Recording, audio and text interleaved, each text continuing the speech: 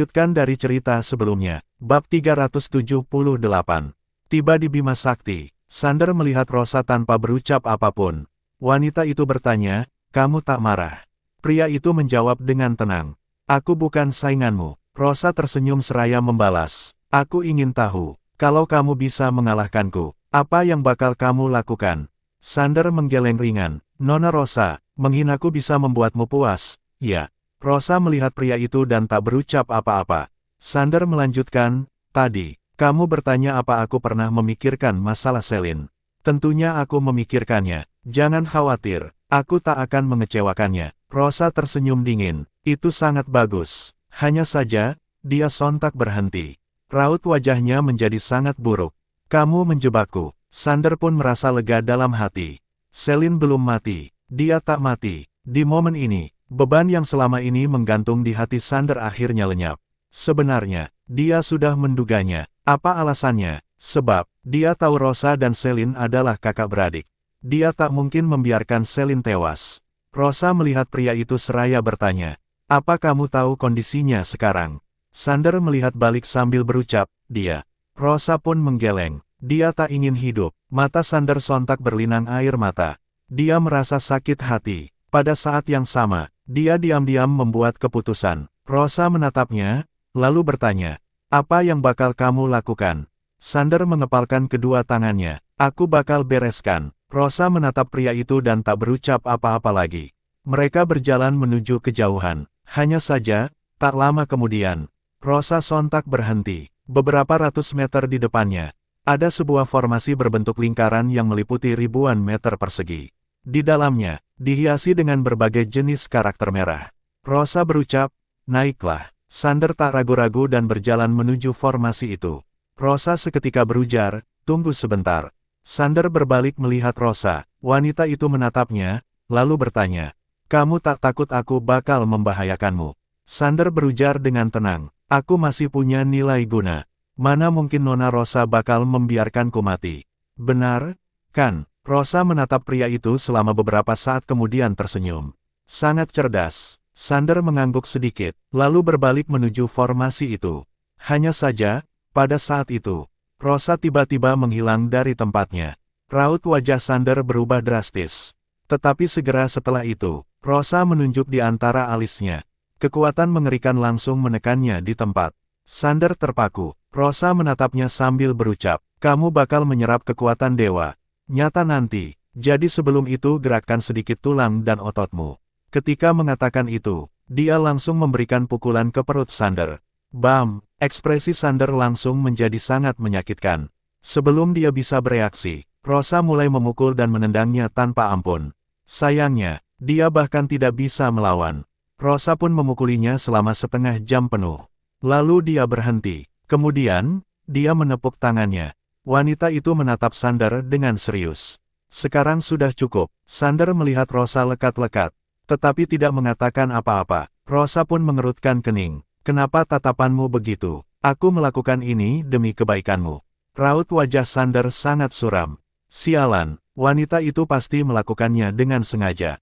Rosa melambaikan tangannya. Tekanan pada Sander segera menghilang. Dia berujar sambil tersenyum, "Pergilah." Sander melihat Rosa, lalu berbalik menuju ke arah formasi itu. Ketika melangkah ke dalam formasi, Rosa tiba-tiba membuka telapak tangannya.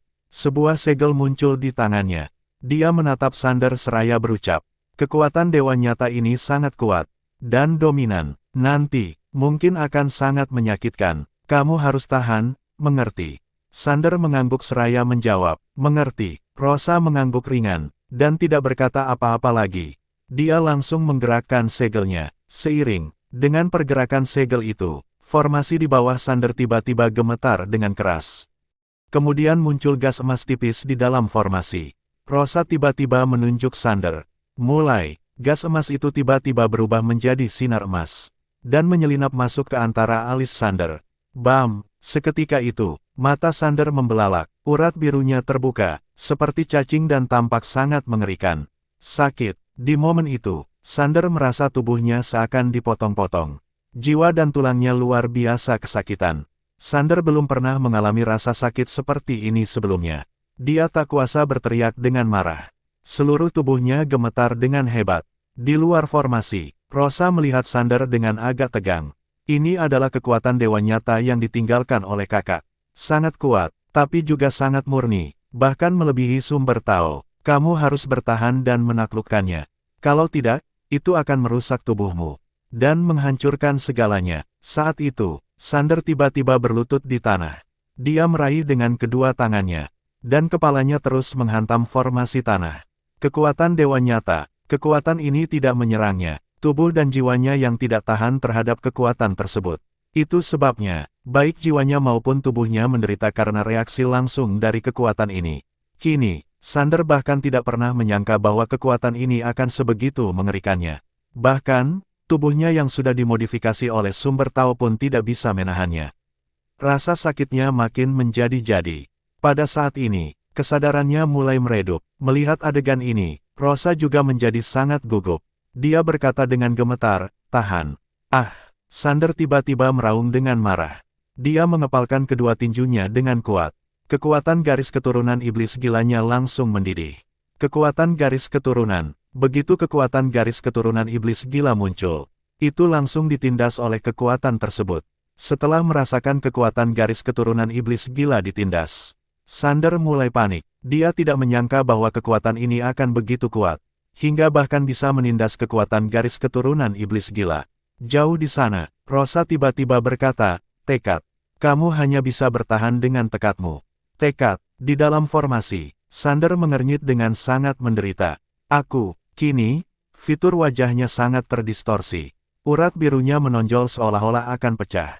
Dia terlihat sangat menakutkan. Dia bahkan tidak pernah merasa begitu sakit sampai tubuhnya hancur. Di luar formasi, Rosa yang melihat adegan ini juga menjadi gugup. Jika Sander tidak dapat menahan kekuatan dewa nyata, dia mungkin akan ditelan kembali oleh kekuatan tersebut. Raut wajah Rosa sangat suram. Dia pikir bahwa dengan tubuh Sander yang telah dimodifikasi oleh sumber Tao, dia akan bisa menahan kekuatan dewa nyata. Sekarang, tampaknya bahkan dengan berkah sumber Tao, Sander masih tidak bisa menahan serangan balik dari kekuatan dewa nyata tersebut. Jauh di sana, Sander duduk bersimpuh di dalam formasi. Tubuhnya gemetar makin lama, giginya terkatup erat, dan dia terus mengeluarkan darah dari mulutnya. Kini, kesadarannya makin kabur. Hanya saja, dia masih bertahan. Satu-satunya keyakinan di kepalanya adalah bertahan. Dia akan menelan kekuatan dewa nyata, lalu meningkatkan kekuatannya. Kekuatan, dia sangat ingin meningkatkan kekuatannya. Di dalam formasi, tubuh Sander makin gemetar. Kekuatan balik dewa nyata mulai menyedotnya.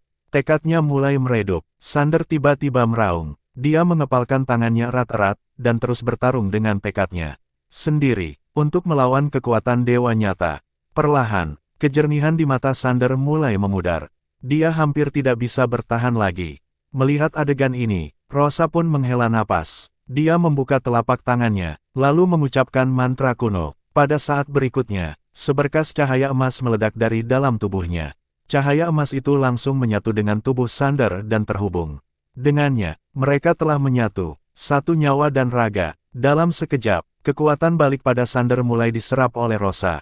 Begitu kekuatan balik itu masuk ke dalam tubuhnya, dia tampak mengernyit. Lambat laun, wajahnya yang cantik mulai terdistorsi. Kekuatan dewa nyata, bahkan dia pun tidak bisa menahan sepenuhnya. Apalagi, dia bukan fokus pada pembentukan tubuh. Rosa mengepalkan kedua tangannya, tubuhnya mulai gemetar, dan keringat dingin mulai mengalir dari dahinya. Di sisi lain, saat ini Sander berbaring tak sadarkan diri di dalam formasi. Tetapi dia masih terus menelan kekuatan dewa nyata. Sebab, Rosa menyerap semua kekuatan baliknya. Dengan demikian, aura Sander mulai naik dengan cepat.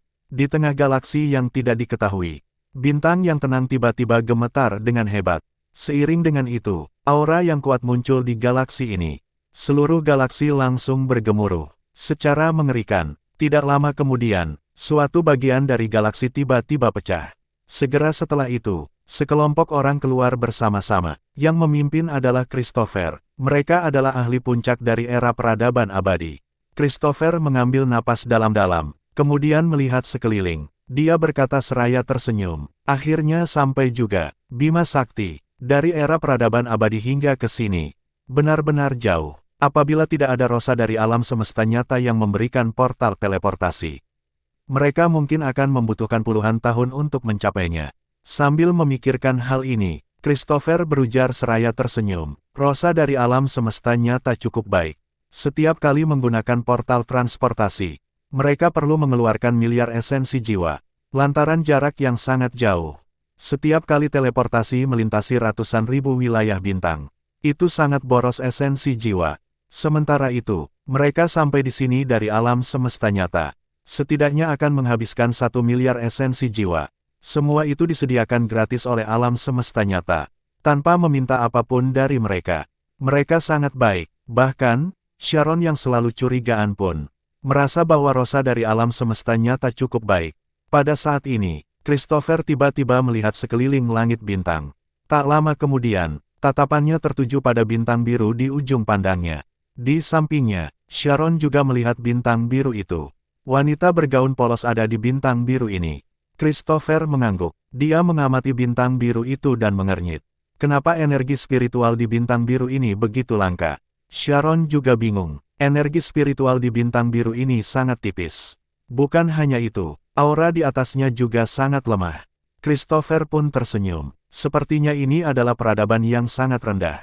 Usai mengatakan ini, dia melihat sekeliling dan berkata, tentu saja, kita tidak boleh meremehkan musuh.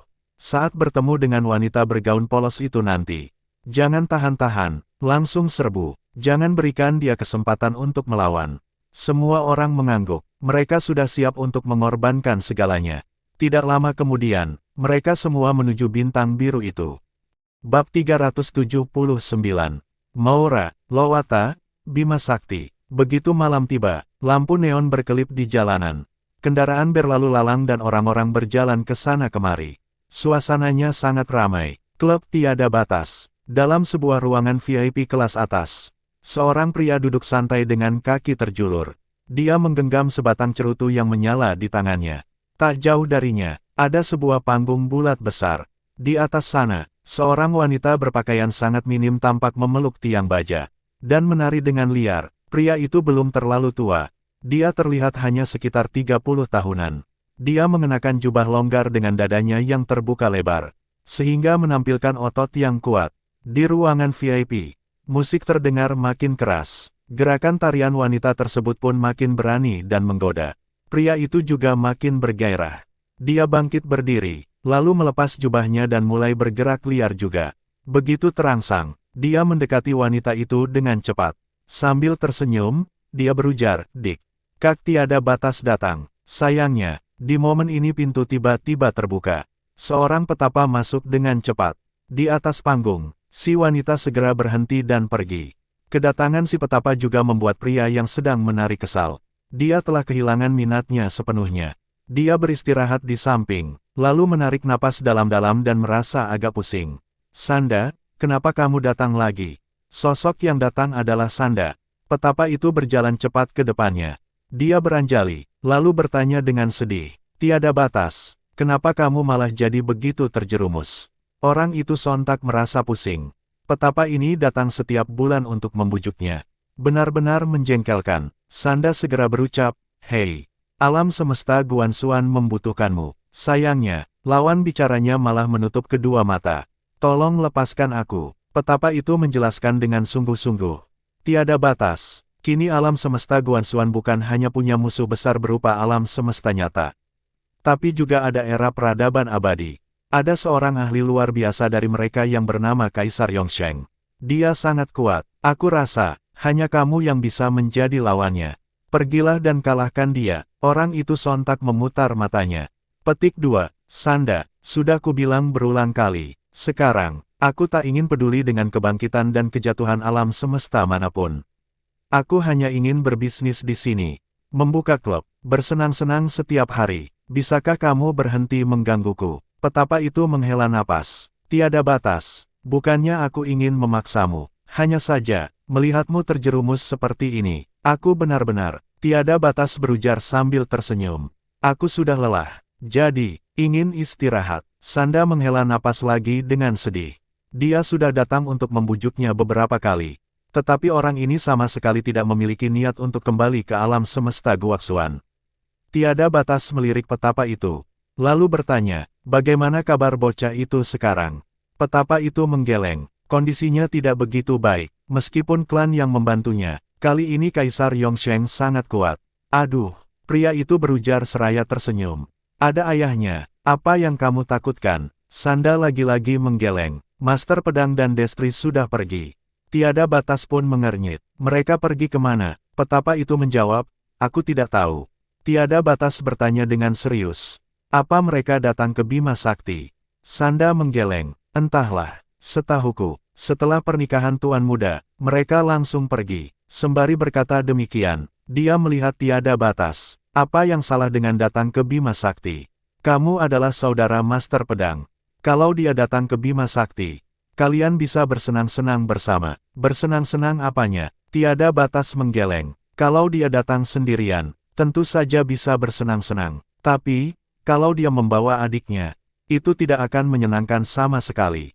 Sanda, terdiam. Memang benar, apabila Tiada Batas membawa Master Pedang ke klub semacam itu. Dan kalau sampai Destri tahu, dia pasti akan dihajar habis-habisan. Kini, Tiada Batas menggeleng. Sanda, aku tahu kamu peduli dengan alam semesta Guanxuan. Tapi biar ku beritahu, ini bukan masalah yang bisa kita urus. Sementara itu, aku sudah kehilangan keberuntungan Tao. Kalau aku berlagak dan pergi melawannya, aku akan mati. Petapa itu bertanya dengan serius. Kamu tidak ingin menjadi dewa. Jadi dewa apanya? Tiada Batas menggeleng mantap. Dia saja memakan waktu begitu lama. Untuk menjadi dewa, aku tidak mau terlalu lelah. Aku cuma ingin menjalani hari-hari santai. Kemudian, dia melihat Sanda dan berujar seraya tersenyum. Apa kamu ingin kembali ke dunia duniawi? Dengarlah, dunia ini penuh dengan kesenangan. Sanda segera beranjak. Aku hanya mendedikasikan diri pada Buddha.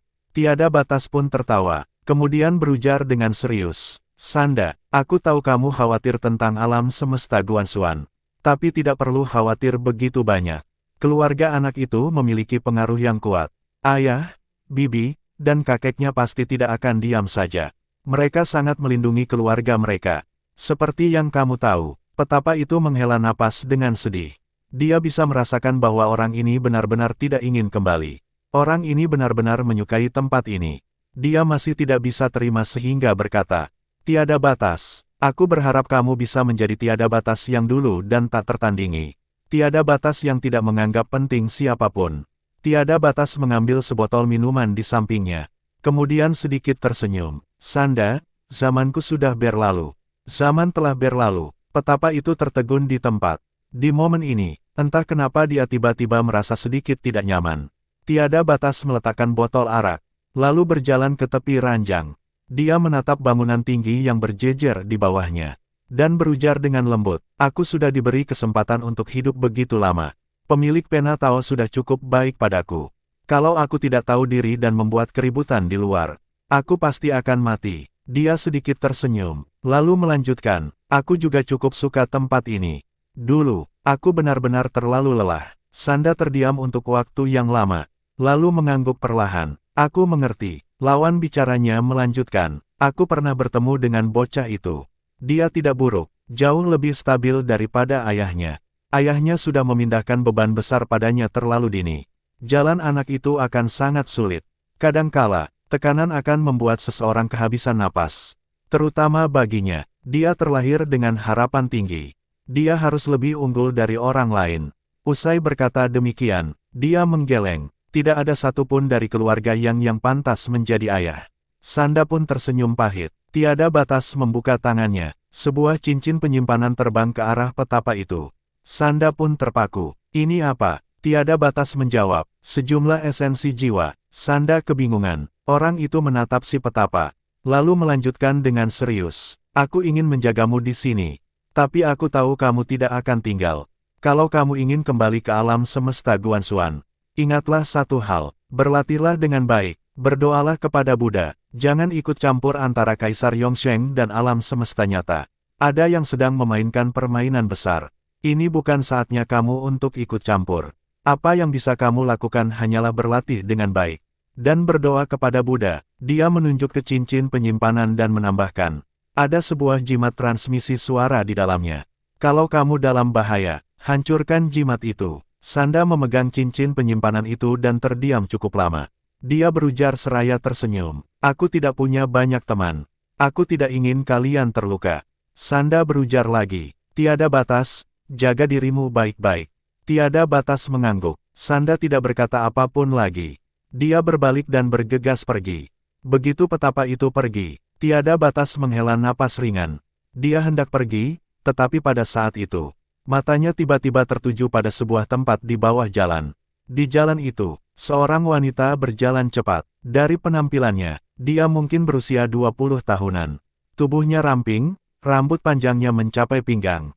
Diikat, dengan pita ungu di ujungnya. Dia mengenakan gaun panjang berwarna putih muda, dan memeluk beberapa buku di dadanya. Wanita itu sangat cantik, paras wajahnya sangat rapi dan sempurna, tanpa cacat sedikit pun. Tentu saja, yang lebih menarik adalah kepribadiannya. Dia penuh dengan kepercayaan diri dan ketenangan. Wanita itu memiliki kecantikan intelektual. Melihat wanita itu, mata tiada batas memicing. Dia sangat terkejut, dan segera menarik pandangannya kembali, lalu pergi dengan cepat dari sana. Di bawah, wanita itu melintasi jalan dan menarik perhatian banyak orang. Bukan hanya pria yang terus-menerus menatapnya, tetapi banyak wanita di jalan juga tertarik dengan kecantikannya. Wanita itu seolah-olah memiliki urusan penting. Dia berjalan dengan cepat, dan tidak memedulikan pandangan orang di kedua sisi jalannya. Pada akhirnya, dia tiba di atas jembatan yang lebar.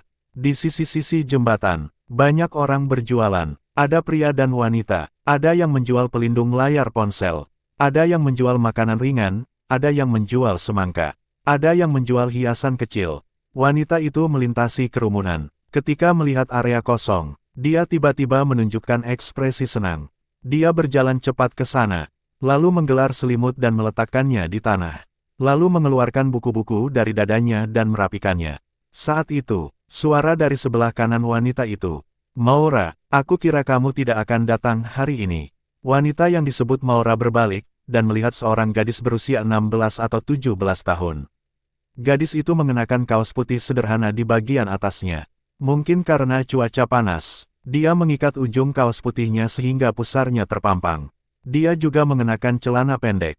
Kaki indahnya sangat mencolok. Mendengar kata-kata gadis itu, Maura agak tersenyum. "Nona Kejia, kamu juga di sini." Gadis bernama Kejia segera berjalan ke arah Maura.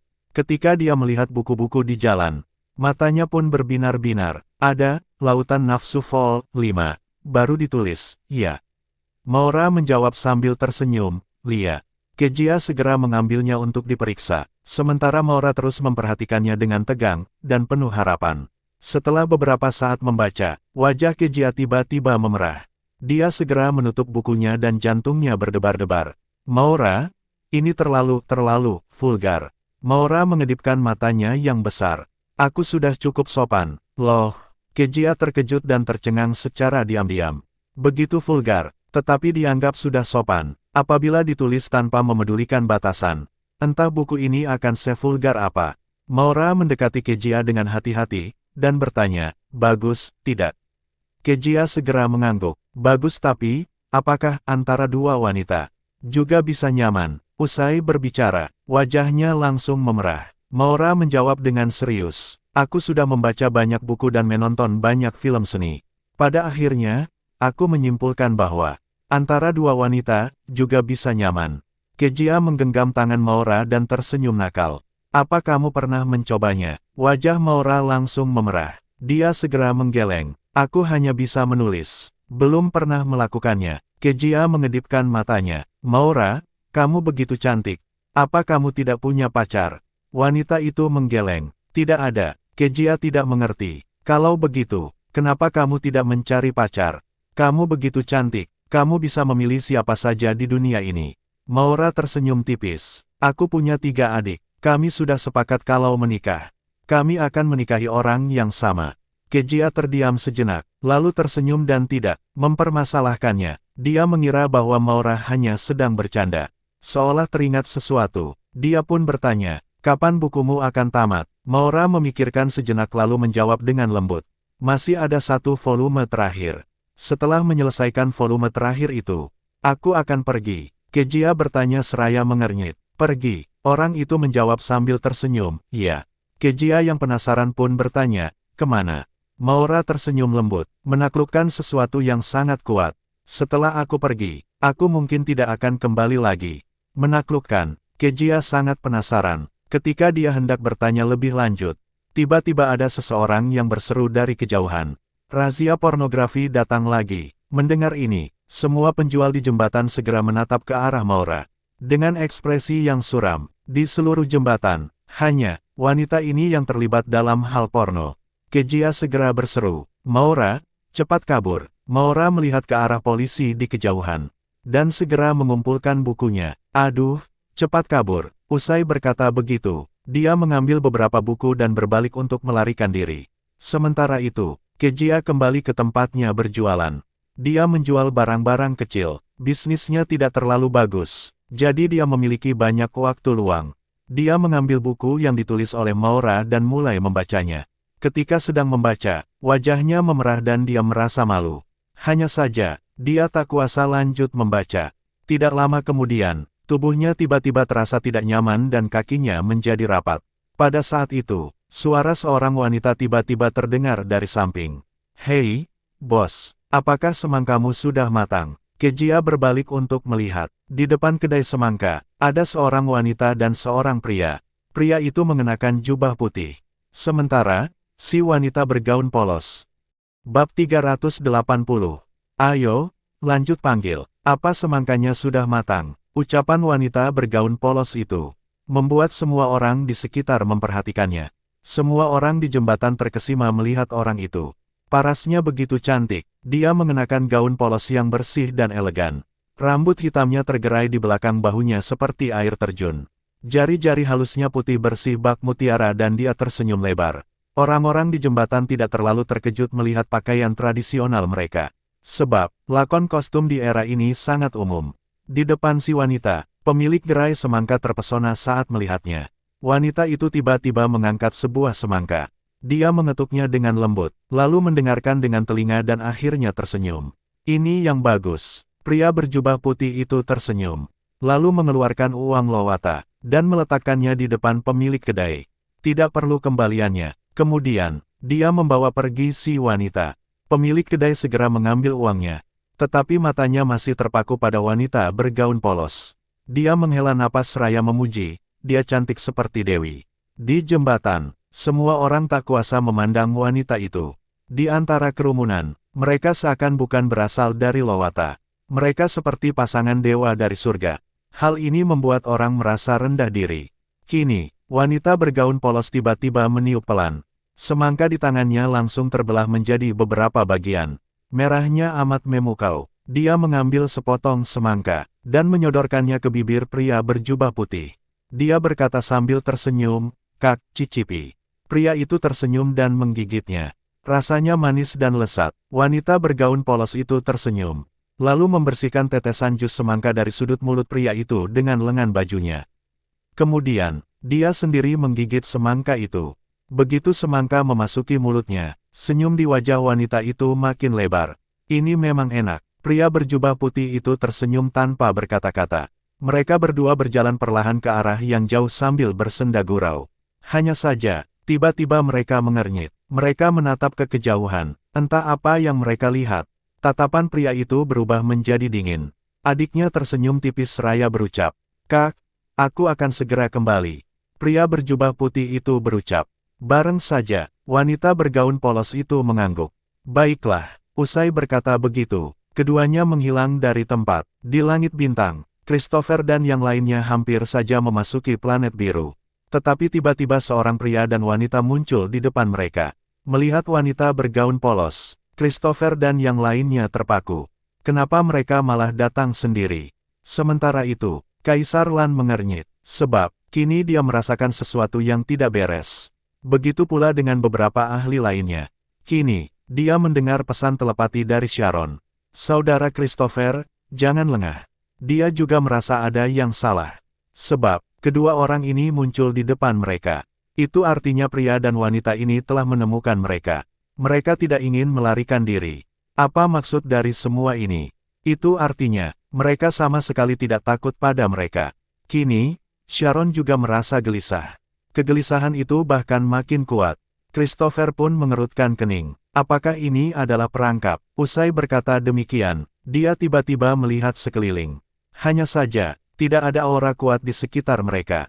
Dia yakin hanya ada mereka berdua. Christopher melihat wanita bergaun polos itu. Kamu bibinya Sander. Wanita itu menggigit semangkanya dan menjawab tenang. Ada yang bisa kubantu. Suasana hatinya lumayan bagus hari ini. Bantu. Christopher sontak tertawa terbahak-bahak. Apa kamu tahu siapa kami? Pria di sampingnya bertanya seraya tersenyum. Siapa kalian? Christopher menatap pria itu dan bertanya balik. Siapa kamu? Orang itu menjawab sambil tersenyum. Aku ayahnya, Sander. Ayah. Christopher tampak mengernyit. Hanya saja, dia segera tertawa. Bagus, aku bisa menyingkirkan kalian sekaligus. Tidak jauh, wanita bergaun polos menggigit lagi semangkanya. Dia memandang Christopher dan yang lainnya. Aku sangat ketakutan. Christopher segera emosi. Kenapa sikapmu begini? Apa kamu menganggap rendah era peradaban abadi? Saat itu, Kaisar Lan tiba-tiba muncul di samping Christopher. Dia berucap dengan serius. Ada sesuatu yang tidak beres. Ada yang salah. Christopher terdiam sejenak, lalu melihat ke arah wanita itu. Pada saat ini, mereka saling menatap dan menikmati semangka dengan tenang. Mereka tidak panik sedikit pun. Ini tidak normal. Perlu diketahui bahwa ada puluhan Kaisar Agung Nasib, ratusan Kaisar Agung Suiwe dan ratusan Kaisar Agung lainnya. Totalnya ribuan ahli. Namun, orang di depan mereka sama sekali tidak takut. Ini jelas tidak normal. Raut wajah Christopher menjadi agak suram. Apakah mereka akan mundur sekarang? Lelucon apa ini? Setelah mengerahkan banyak ahli, dan melintasi wilayah bintang untuk datang ke Bima Sakti, mereka hanya bertemu dengan kedua orang ini, lalu akan pergi begitu saja. Bukankah itu akan menjadi aib? Mereka setidaknya harus bertarung sebelum pergi. Dengan pikiran ini, Christopher berkomunikasi melalui energi Suan kepada orang lain.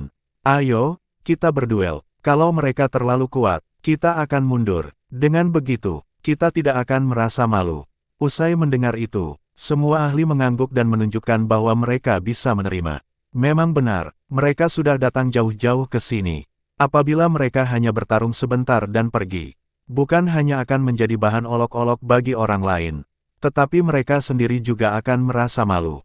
Selain itu, jumlah mereka sangat banyak. Usai mendapat persetujuan dari semua orang, Christopher melihat wanita bergaun polos, dan berujar seraya tersenyum. Aku dengar kamu cukup pandai bertarung. Apa kamu keberatan kalau kami menghadapi kalian dengan banyak orang? Wanita bergaun polos menatap Christopher dan menjawab. Tidak keberatan. Christopher pun tersenyum. Kamu sangat berani. Serang. Segera, sekelompok ahli di belakangnya berlari menuju wanita bergaun polos. Dengan Kaisar Lan memimpin di depan, Kaisar Lan melihat wanita itu dengan sangat serius. Dia tidak berani meremehkannya sedikit pun. Sebab, sejak melihatnya barusan, dia telah merasakan ada bahaya. Tidak bisa membaca musuh berarti bahaya. Itu sebabnya, dia berjuang dengan segenap kekuatannya. Semangat perangnya menyebar dengan kuat di seluruh wilayah bintang. Para ahli dari era peradaban abadi juga berusaha semaksimal mungkin. Dan tidak meremehkan lawannya. Sharon bahkan menggunakan beberapa artefaknya untuk mencoba melakukan serangan mematikan. Sayangnya, pada saat itu, wanita bergaun polos tiba-tiba menggenggam kulit semangkanya dan mengayunkannya ke arah yang jauh dengan keras. Serak, segera, sepotong kulit semangka terbang keluar dan dalam sekejap. Serak, ribuan kepala terpenggal dan darah muncrat ke langit. Semuanya mati dalam sekejap. Tentu saja, hanya ada satu orang tersisa, Christopher. Kini, Christopher menatap ribuan kepala yang jatuh perlahan-lahan. Tubuhnya gemetar dan terkejut. Dibunuh seketika. Bahkan, Kaisar Lan pun terbunuh.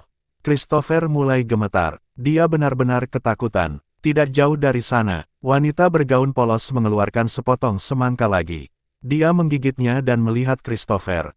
Kamu boleh panggil orang lagi. Panggil orang lagi. Christopher menatap wanita bergaun polos yang sedang memakan semangka dengan santai. Dia berucap dengan tidak percaya. Kamu. Di momen ini, dia benar-benar kehilangan akal. Wanita di depannya membunuh ribuan orang dengan satu serangan. Termasuk lebih dari 10 Kaisar Agung Nasib dan ratusan Kaisar Agung. Bahkan Kaisar Lan, salah satu dari 4 kaisar agung luar biasa di era peradaban abadi. Dia dibunuh dalam sekejap. Tebasan ini langsung mengguncang keyakinannya. Seketika itu, Christopher tiba-tiba memarahi Rosa. Rosa, kini, dia akhirnya memahami tujuan sebenarnya dari Rosa. Ini adalah konspirasi. Ini adalah konspirasi dari Rosa. Dia jatuh ke perangkap wanita ini. Apa yang dia tidak mengerti adalah bukannya alam semesta nyata dan alam semesta Guanxuan adalah musuh bebuyutan. Kenapa wanita ini menyebalkan? Dia tidak paham. Jauh di sana, wanita bergaun polos bertanya, "Mau panggil lagi?" "Tidak." Christopher tersadar kembali. Dia berucap dengan gemetar, "Tunggu saja, aku akan pergi dan memanggil orang." Usai berkata demikian, dia berbalik untuk pergi. Sayangnya, pada saat itu seberkas sinar pedang menembus dahinya. Christopher pun membeku di tempat. Tak jauh dari sana, wanita itu menggelengkan kepala. "Buang-buang waktuku saja." Kemudian, dia menarik tangan pria di sampingnya, lalu berbalik dan pergi. Pada saat itu, pria berbaju putih tiba-tiba berucap, "Tunggu sebentar." Wanita itu menatapnya. Pria berbaju putih itu tersenyum tipis seraya berkata, "Selalu ada orang yang mengganggu." Agak menjengkelkan. Usai berkata demikian, dia mengibaskan lengannya. Sebuah kekuatan misterius meliputi bintang biru di bawah mereka. Pria berbaju putih itu tersenyum. "Aku menaruh segel terlarang." Kemudian, dia menggandeng wanita bergaun polos dan menghilang. Di langit bintang, Christopher menatap kosong ke arah kejauhan. Tubuhnya mulai memudar perlahan. Dia ingin memberitahu Kaisar Yongsheng. Tetapi saat ini dia merasa lemah. Lokasinya terlalu jauh. Christopher pun memejamkan kedua matanya perlahan-lahan. Di momen ini, dia teringat kata-kata Sander. "Ketika kalian menyerangku, kenapa tidak memeriksa latar belakang dan identitasku dulu?" Kala itu, roh alam semesta, David, dan era peradaban abadi tampak meremehkan dan merasa itu konyol. Kini, dia menyadari bahwa dirinya adalah orang konyol sebenarnya. Christopher menghela napas dengan sedih. Sorot matanya penuh dengan ketidakpuasan. Dia telah disegel oleh pemilik pena Tao selama berjuta-juta tahun. Setelah berhasil melepaskan diri dari segel, dia harus menghadapi kematian lagi. Dia telah menunggu berjuta-juta tahun. Tetapi yang dia dapatkan adalah kematian. Dia merasa sangat kesal. Suara menghela napas terdengar lagi. Kemudian, Christopher menghilang sepenuhnya. Di antara bintang, ribuan kepala yang berlumuran darah jatuh perlahan-lahan. Di medan perang dewa, di dalam formasi, Sander yang sudah pingsan sedang memakan kekuatan dewa nyata. Pada saat ini, aura yang dipancarkannya makin kuat, dan jauh melampaui ranah dewa Tao. Bukan hanya itu, tubuhnya bahkan mulai bersinar dengan cahaya emas. Kekuatan dewa nyata, kekuatan itu telah memperkuat tubuhnya. Sementara itu, Rosa sudah terjatuh ke tanah. Kini, efek dari kekuatan dewa nyata yang membalik masih berlanjut. Meskipun kuat, dia tidak bisa menahan kekuatan dewa nyata yang ditinggalkan. Kekuatan dewa nyata terus membalik tubuh dan jiwanya. Rasa sakitnya membuatnya bergelut tanpa henti. Dia tidak bisa menahan diri dari gemetar. Rasa sakitnya menusuk tulang. Penderitaan ini tak bisa terlukiskan. Dengan demikian, di antara mereka, satu orang menelan dan satu orang menderita. Bersambung.